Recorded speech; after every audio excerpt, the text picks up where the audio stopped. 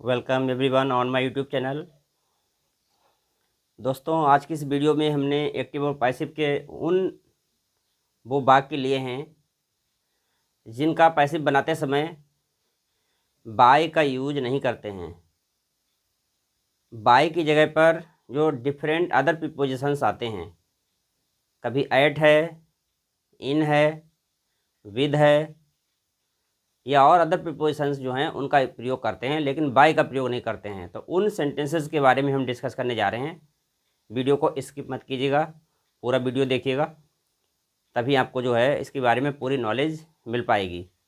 क्योंकि बहुत से ऐसे वर्ड्स होते हैं जिनका पैसिव वॉइस में जब पैसिव वॉइस में कन्वर्ट करते हैं तो उन वर्ड्स के बाद में प्रीपोजिशन बाय नहीं आता है, बल्कि अदर प्रीपोजिशंस आती हैं। तो कौन कौन से ऐसे वाक्य होते हैं, हम उनके बारे में डिस्कस करने जा रहे हैं।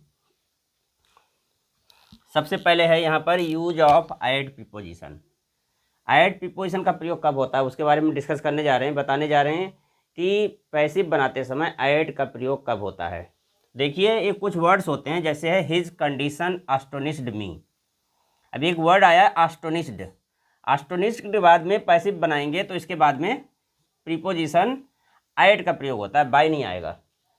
ये पास्ट इंडेफिनिट का टेंस है, यहाँ सेकंड फॉर्म है एस्टोनिश्ड, तो इसका जो पैसिव बना है तो आई, ये मी का सब्जेक्ट हो गया आई वॉज क्यों आया है? क्योंकि यहाँ पे सेकंड फॉर्म है, देखिए एस्टोनिश्ड सेकंड फॉर्म है, इसलिए बाय का प्रयोग किया है। तो I was astonished at his condition, यहाँ पर एट का प्रयोग हुआ है। देखिए, बाय नहीं आएगा, यहाँ पर एट आएगा। क्यों आएगा एट? आप इस वर्ड पर फोकस कीजिए। एस्टोनिश्ड वर्ड है, एस्टोनिश्ड का मतलब होता है सरप्राइज करना, आश्चर्यचकित करना, किसी को अचंभे में डालना। तो इस वर्ड के बाद में प्रीपोजिशन ऐड का प्रयोग होता है। दूसरा सेंटेंस है योर बिहेवियर है डिस्प्लीज्ड मी।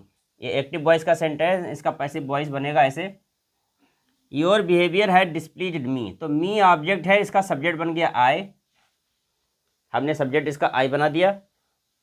और यहाँ पर हैज लिखा है, तो ये प्रेजेंट परफेक्ट टेंस है, हैज डिस्प्लीज्ड मी।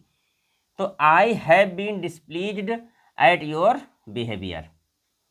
यहाँ पर डिस्प्लीज्ड के बाद में भी पैसिव वॉइस में एट का प्रयोग करते हैं, बाय का प्रयोग नहीं करते हैं। डिस्प्लीज्ड का मतलब होता है नाराज करना, मतलब आई हैव बीन डिस्प्लीज्ड, मैं नाराज हो गया हूँ एट योर बिहेवियर, मतलब आपके व्यवहार के द्वारा या आपके व्यवहार पर।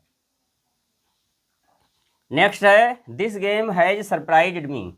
एक वर्ड और आता है सरप्राइज। सरप्राइज के बाद में भी पैसिव वॉइस में जो है ऐड का प्रयोग करते हैं, बाय का प्रयोग नहीं करते हैं। तो this game has surprised me, तो मी का सब्जेक्ट क्या बना? आई। अब हैव बीन क्यों लगा? हैव बीन इसलिए लगा क्योंकि यहाँ पर ये प्रेजेंट परफेक्ट टेंस है, हैज सरप्राइज्ड आया है। जब हैज सरप्राइज्ड आया है तो हैज बीन हो जाएगा, ये हैव बीन हो जाएगा, क्योंकि आई के साथ हैव आता है। तो I have been surprised at this game, यहाँ पर भी सरप्राइज्ड के बाद में एट का प्रयोग हुआ है, प्रीपोजिशन एट। नेक्स्ट है the failure in exam has shocked me. Failure means असफलता, परीक्षा में असफलता ने मुझे बड़ा शॉक किया है, मतलब बहुत ही ज़्यादा सदमा पहुंचाया है, दुख पहुंचाया है, बहुत ही ज़्यादा, मतलब हमें मानसिक रूप से अपसेट कर दिया है, मेंटली अपसेट कर दिया है। तो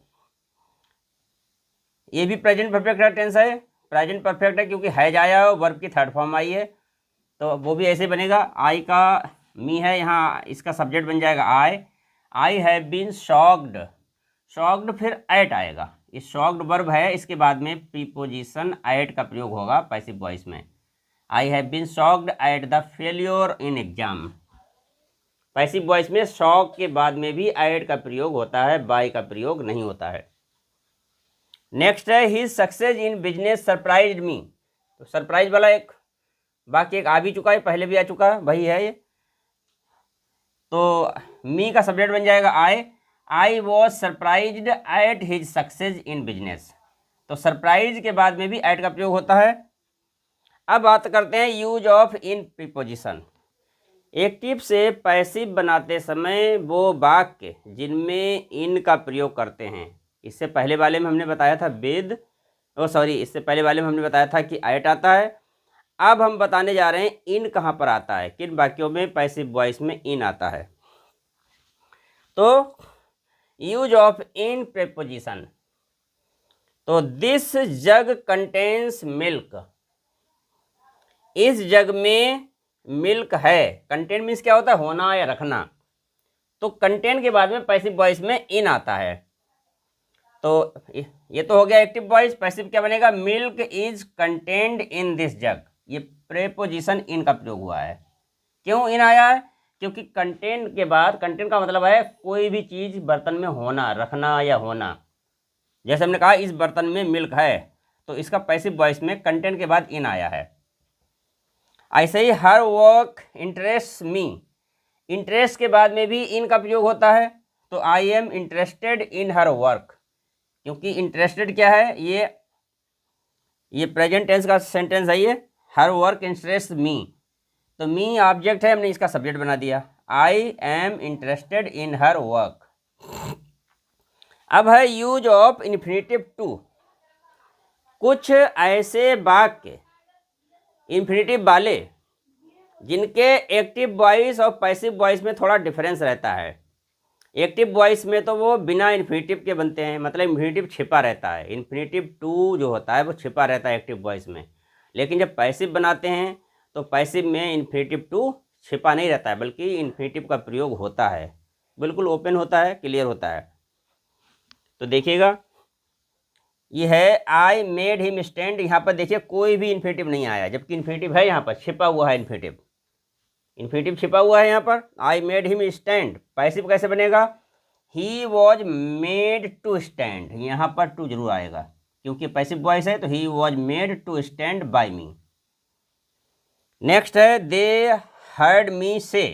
अब हर्ड है हियर, हियर के बाद में भी इन्फिनेटिव नहीं आता एक्टिव वॉइस में, लेकिन पैसिव वॉइस में इन्फिनेटिव का प्रयोग होता है। तो दे हर्ड मी से सो, तो आई वॉज हर्ड टू लगेगा यहाँ पर, टू से सो बाय देम। बाकी रूल सेम है एक्टिव से पैसिव वाले, बस यहाँ पर हम केवल फोकस कर रहे हैं प्रेपोजिशन पर। बात यहाँ पर चल रही है प्रेपोजिशन, वो वाक्य या वो वर्ड जिनका पैसिव में बदलते समय प्रेपोजिशन बाय नहीं लगता है, अदर प्रीपोजिशंस आती हैं। बात ये हो रही है। तो हर्ड तो हो गया, आई वॉज हर्ड टू से सो बाय देम। नेक्स्ट है आई लेट हिम गो, तो इसका पैसिव कैसे बनेगा, he was let go by me. लेकिन लेट वाले वाक्यों में लेट के बाद में चाहे एक्टिव वॉइस हो चाहे पैसिव वॉइस हो, ये बिना इन्फिनेटिव के ही बनेगा। मतलब एक्टिव वॉइस में लेट तो वैसे भी नहीं लगता है, लेट जो है बिना इन्फिनेटिव के बनता है, लेट के बाद इन्फिनेटिव नहीं आता है एक्टिव वॉइस में। पैसिव वॉइस में भी लेट के बाद इन्फिनेटिव का प्रयोग नहीं होता है। तो ये है I let him go, passive कैसे बनेगा, हिम से हमने बना दिया सब्जेक्ट ही, और पास्ट टेंस है ये, तो he was let go by me. यहाँ पर टू नहीं आया, क्योंकि लेट के बाद नहीं आता है। तो उम्मीद करते हैं कि आप वीडियो आपको समझ में आया होगा। चैनल को सब्सक्राइब कर लीजिएगा, लाइक कीजिएगा, शेयर कीजिएगा, ताकि हमें मोटिवेशन मिलता रहे और अच्छे अच्छे वीडियो आप तक पहुंचाने के लिए। और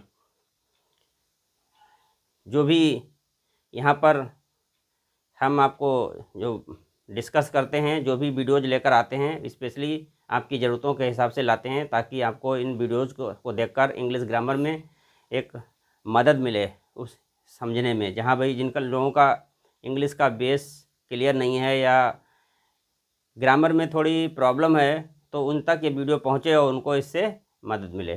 थैंक्स फॉर वॉचिंग।